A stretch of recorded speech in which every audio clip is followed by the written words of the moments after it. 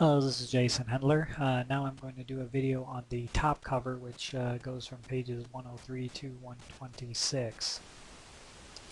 Okay, so looking at this orientation of the planes and looking at this front picture, in this case we are doing extruded bosses, so since it's laying in this plane, we'll actually select this plane as our sketch plane and do a sketch. And what it's asking us to do is start with a center rectangle, and I'm not going to do the alternate methods that they show in there. You're free to read about that, but I am going to go ahead and put in a center rectangle, and I'm going to stretch it about, it's supposed to be about 4 inches by 2.6-ish, so I'll get it close and then hit check, and then I'm going to smart dimension. This again is supposed to be 4 inches as shown at the bottom of page 107, and this is supposed to be 2.625,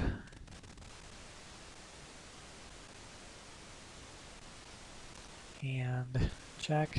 And now I'm going to go ahead and put fillets in the corner. They want them to be 1/4 inch, so I'm going to sketch these fillets. Make this 0.25. I'm just going to select each of these corners, hit check, and complete it, and that completes my sketch. And if you turn to page 108, action number or step number 83 says extrude this to a 1/4 inch. So I'm going to make this 0.25, check, and there I have my first feature. Okay, for the next feature, they want us to use the offset entities selection. This is a great function. You can use this quite often. But what we're going to do is we're going to sketch.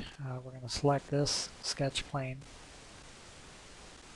and then we're going to move normal to so we can see it. And you have convert entities, but in this pull down menu you have or I'm sorry, here's offset right next to convert. So these two go hand in hand. You work with these quite often, reusing existing geometry or creating new geometry that's a slight offset of the other. So very frequently used. So anyway, you select offset entities, and you will select this is supposed to be 0.375 is the offset according to step 86, so I'm going to put in 0.375, and then you know, if you select this face, it'll give you that whole edge, and so the default is it offsets it towards the outside. But you can click this reverse box and it'll reverse it and flip it to the middle, and then you just hit check, and boom, there's your offset dimensions. So you know, basically it's fully defined at this point, so you can exit the sketch, and I'm going to change this to a headline view so it's easier to see. So then you go to step 88, and they tell you to go ahead and extrude it as a boss. So I'm going to go to ISO view so it's easier to see. So yes, my arrow is pointed in the right direction. And again, they want it extruded 1/4 inch, which is in there from the last time. So I hit check, and there is that extruded boss in the middle.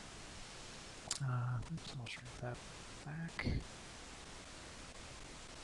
Didn't mean to expand that. Okay, so now we're going to be putting in some arc cuts, and it's kind of interesting how they go about this because you know, they're using circles and such, and we're using a some that we hadn't used before. So it'll be interesting. But what we're going to do is we're going to sketch, and we're going to select this top plane here to do the sketch, and then we'll go to sketch mode, and again we want to go normal too so we can see what we're doing. We're going to put these half-inch circles in the corner, and so if you just select that dot and drag it out, you will get a circle. And let's see how they ask us to do that exactly. So yeah, we'll smart dimension that to be a half-inch.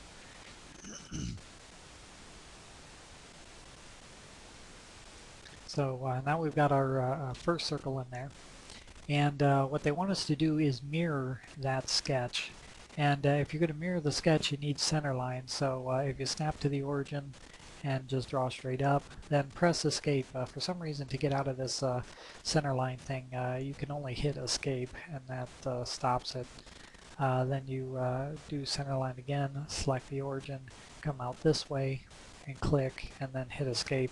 So now we have our two center lines that are lined up along our coordinate system and our set of basic planes. And then, you know, what we're going to do then is we select this.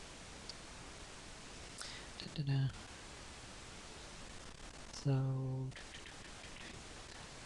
well, let me turn that off. We select mirror entities, and then it's going to ask us what it wants to mirror. Since there's only one thing in this whole thing, it automatically selects that arc, so that makes it pretty simple. And then we're going to have to do this in two mirroring steps. So we're going to have this arc, and then it wants to know what we mirror it about. And it's looking for one of these center lines. So if I select this center line, boom, it puts it right over there, and it completes that step. So I hit check. And we're going to do mirror entities again.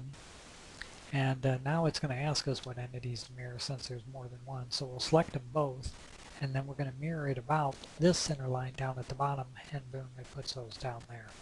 So that's pretty nice. It helps you do you know, sketches like that. So, and that helps us do you know, our sketches. So let's go to an ISO view and see what that looks like. So we've got our 4 circles up there, and what we want to do now as a feature is do an extrude cut. But instead of blind, we're going to go up to a surface, and we're going to name this surface right there, and then hit check, and it cuts those out and goes all the way down to that surface. So you know, that's a nice way of doing some things if you you know, want to go up to a surface, but you don't know what that dimension is, and you don't want to sit there and calculate what it is blind and all that other stuff. It's just like, look, just up to that surface, click, and there you have it. So that takes us up to step 94 on page 113, and this is where they ask us to do fillets, and they want us to do a 1/4 inch fillet. So let's change that to 0.25, and then all you have to do is select this first edge, and see this little box that comes up here and says all edges associated with that top surface, and boom, it puts them all in all the way around, and you're done. And so that's another nice quick little step that helps you get to where you want to go. So you know, that gets us through to page 114, and so again, it can be very fast if you know the little tricks to use. So if we're looking at step 95, they want us to shell what it is we have here thus far. And so we're looking at this part like this. And so looking at step 96, it says select shell, and then we're going to rotate, and we're going to select this bottom surface. And, oops, why can't I put in, let me click that again. Shell.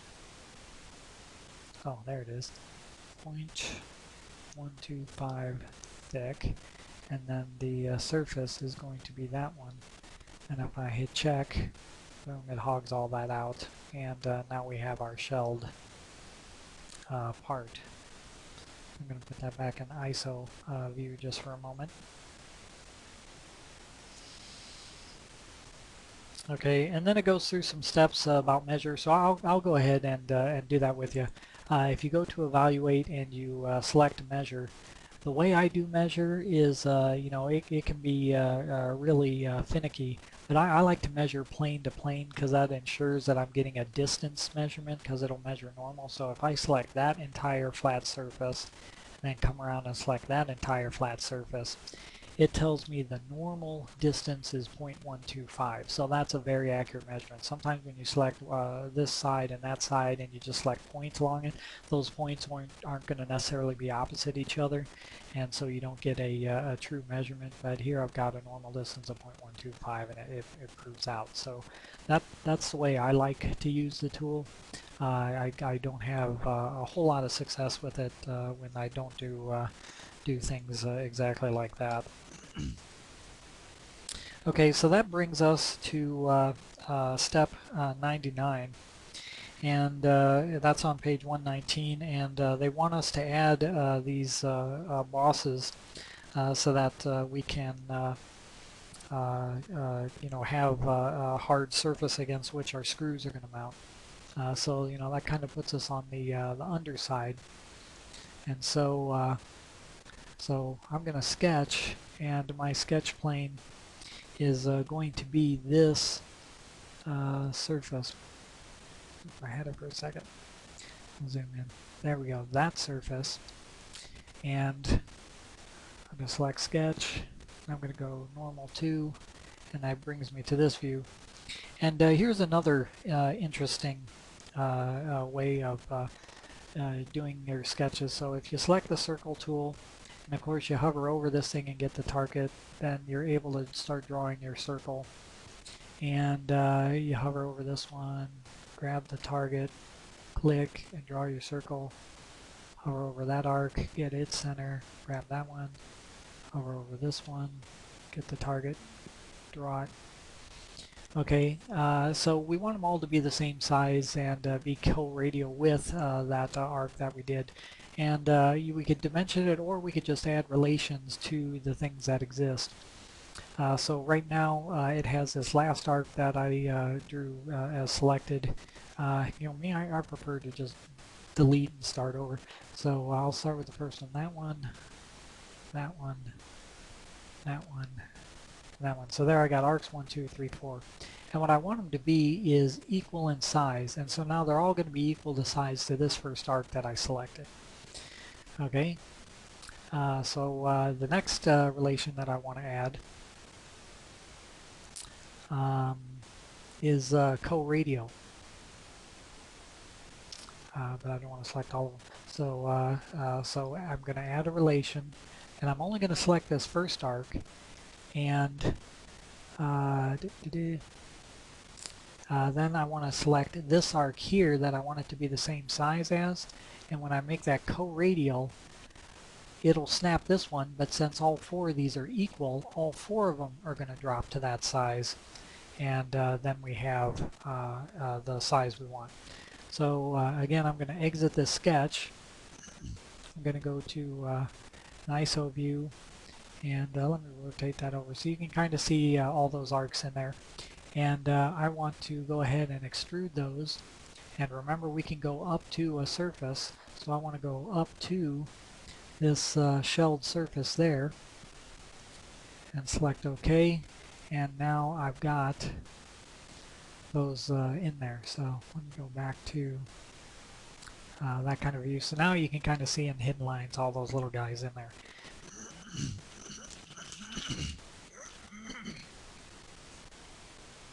Okay, so that gets us to page 121.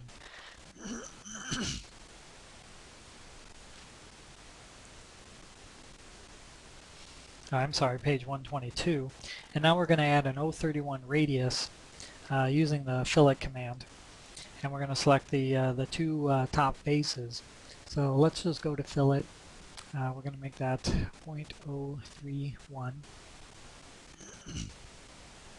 We're going to select this top face, and we're going to select this top face, and that puts that fillet all the way around on both of those faces. So again, very, very quick to do if you know how to do it.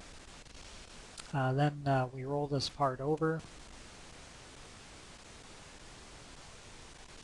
and we're going to do the same thing on all these edges. Trying to make that a little more clear.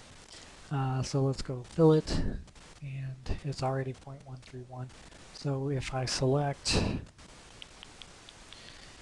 what's going to be the best way to do that? Because I only want, okay, so let me grab that edge, and I want to do that whole loop. I now want to select this face, and I want to select that face. Check. And that gives me only those surfaces there with those things. So again, notice how I used faces and I used loops to get the radiuses where I wanted. So now I'm going to flip this back this way. And now I'm going to use the hole wizard. And so features, hole wizard. And it says I want to just select the hole, which is that one. And it automatically defaults to screw clearances. From the size I want number 6. And the end condition, I want it to be through all. And so that sets up all the parameters. And then for position, I'm going to go ahead and go to a top view on this.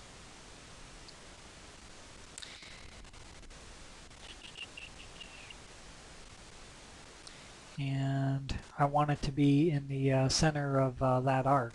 So for position, oh, I'm sorry, I need to select the plane. There's my plane. And then for position, notice I want to get my targets. So I select that target, select that target, select that target, select that target. Check, and ISO, and there I have my finished part. As a last step, they want us to change the material to cast alloy steel. So that's this selection here. I'm going to apply, and I'm going to close, and then I'm going to save as. I'm going to call this the top cover. And I put my initials, you put your initials, and I'm going to hit save. And that completes this part.